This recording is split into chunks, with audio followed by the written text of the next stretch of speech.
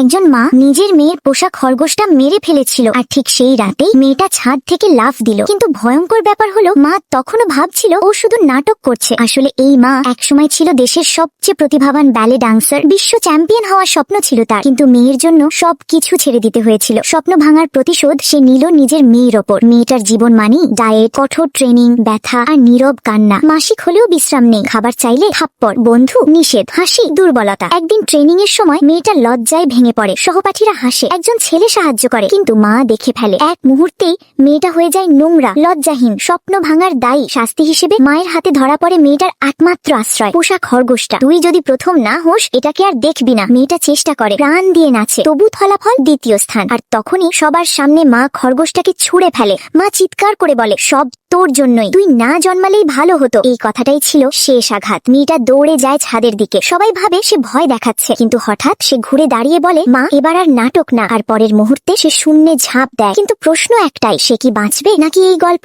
এখানেই শেষ হবে?